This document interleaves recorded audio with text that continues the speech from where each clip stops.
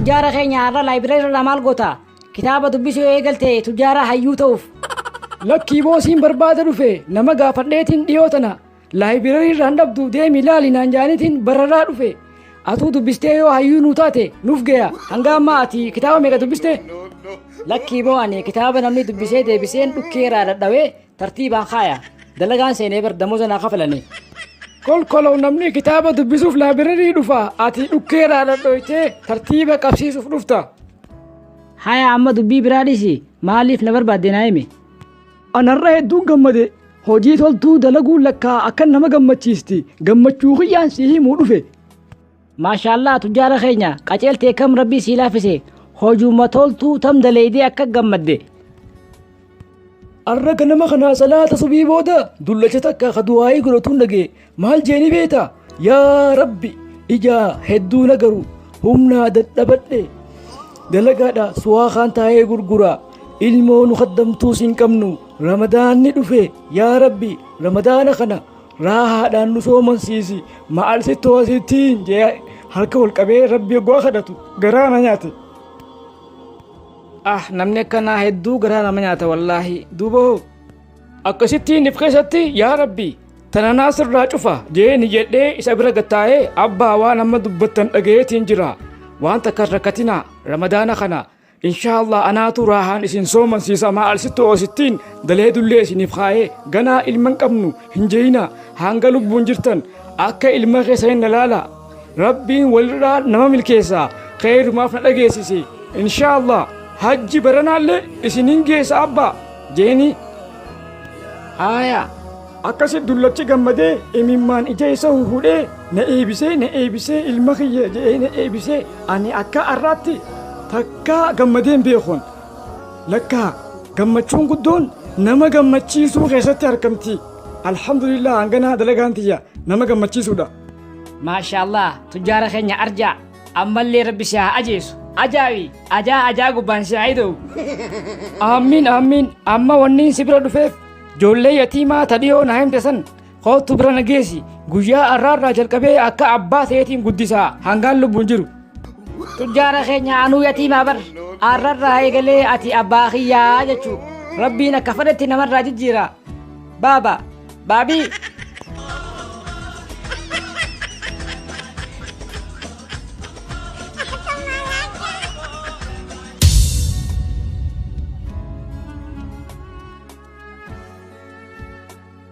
assalaamu alaikum waalaikum salaam maanaa jarrii dhaabbata kanaa si himi anuma hin dogongorre maal hajamte xiqqeenya kiyya ilaalini an dargaggeessa hayyuu dhukkubsatullee fayyu na amani kitaaba takkaan barreessu jira kitaaba saniif akka ispoonsar naaf taataniif hin dhufe kitaaba akkam barreessu jirta kitaaba akkaataa maallaqatti harkatan nama barsiisu maxxansuufiin maallaqa barbaadaa jira kitaaba akkaataa maallaqatti harkatan nama barsiisu maxxansuufi maallaqa barbaadaa jirtaa jechuudha eewwa sah kitaabuma san dubbisi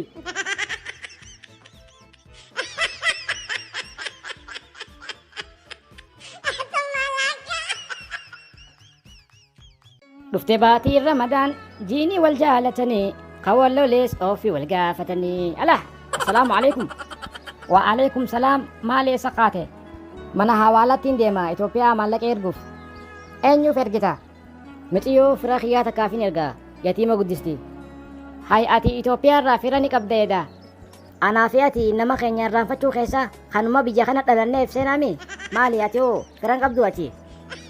silaanuma jirani takkaa yaadadhee bilbilee fi waan beeku maali ati har'aa akkamiin yaadatte sittin kijibu ani rabbiin naa laaffise akkaan kheyrii dalagadhu akkamitti natti bilbiltee eega nagee wal gaafanne booda akkanaan jette yaa obboleessa kiyya waasillee dararuu fadheetii miti garaa haadhaa garaa dhale ni beeta ilmaan kiyya akka qalbiin irraa cabxuun barbaadu ramadaana kana ilmaan kiyya akka sambuusaa fi mukaakah baagiyaa ollaan godhan narraan kajeelle waan rabbi sii laaffise naa ergii waan iidaallee rabbi qabanii jettee garaa na nyaatte wallaahi alla ijoollummaa kiyya na yaadachiste bara anis ummaan tiyya yatiima na guddiste laal karaa kana gubbatti ummaa kana biti ummaa sambuusaa biti ummaa kana biti jeetiin dararuu tureen ammaas gaafa ijoolleen huccuu iidaa bitatte huccuu iidaa bitanne barjaanii dhufanii naa himan anis galeetiin ummaa abaluu faan bar huccuu iidaa bitatanii anoo yoom naa bitta jeetiin boo'ee dararuu tureen way ijoollummaa. Gaafa huccuu iidaan nu bitamte hangam takka gammaduu turre ni yaadataami. Akka ajaa'ibaatti anfaan gaafa huccuu iidaa naa bitamte uffadhee gabbahee ijoollee garsiisadhu malee jeetiin guyyaa iidaa uffata nan jaanii narraa achi qollofanii kaayuu turan. Kunoo amma ani akkasittiin isaan gammachiisu deema. Rabbiin haa laaffise alhamdulillah. Homin deema makiinaa keessa deemaa dubbanna. Yeroo ramadaanni dhufe nama keenya waan lama isaan yaachisanii beekame waan ramadaanaan godhanii fi huccuu iidaa ijoolleetu isaan yaachisa. Yaa ramadaana 15 booda mana tujjaaraa hoggaa dheete manzuumaa kana dhageessa. Allah Allah alhamdulillahi rabbil alamin Allah Allah alhamdulillahi rabbil alamin Allah Allah alhamdulillahi kana dhageessa. Mana miskiina hoggaa dheete yoo Allah Allah si kanu furu Allah Allah si kanu furu suma abbaan hiyyeessa rakkataa furu. Waan meeqa kasaa yaachisuu jira miigaa huccuu iidaa ijoollee jira waan iidaa jira namuu manzuumaa haala isaan itti jiran dubbattu irra hayata. Dhugaa keeti namuu manzuumaa rakkoo isaa dubbattu irra hayata. Gurbaan takka waan naan jee ana haahoon kiyya hajji dhaquu akka fadhu kaniin beeke jee gaafa manzuumaa fandishee assalaamu alaykum mayyaa Mustafaa yoo hireenna yaamte meheen dhufaa riipiit irra dhiifateen beekee jee. Dhugaa isaati gara biraati waan hin siin jedhu ati hoo jee rahmataa jee ramadaanaa kana fira kee bilbiltee fi sapiraashin gootu. Wallaahi kanumaa yaadu jiraanu anumaa siin jedhu kee jette niin godha akka ajaa'ibatti. Wanni akka rahmatatti rabbi nama dhiyeessu hin jiru rahmanni rabbitti nama dhiyeessa.